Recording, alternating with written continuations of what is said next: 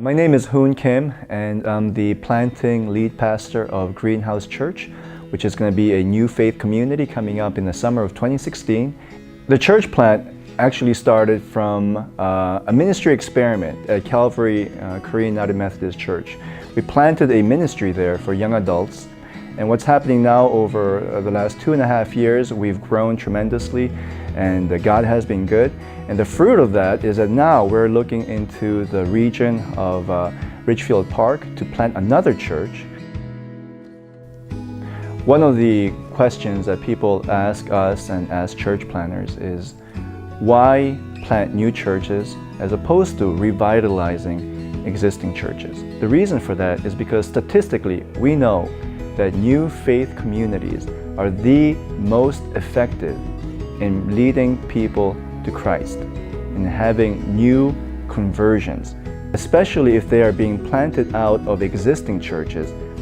Church plants and all the work and all the faith that is required, all the sacrifice that is required, has a invigorating effect on existing churches.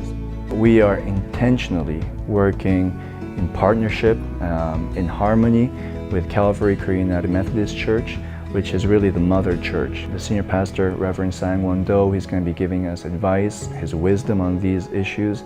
But the reason I want to emphasize that is because we have seen, especially in immigrant churches, that a lot of church planting has actually been because of church splits. And what we want to do is we want to plant a church in unity. If you want to think about a biological model, when there is maturity physically, people give birth.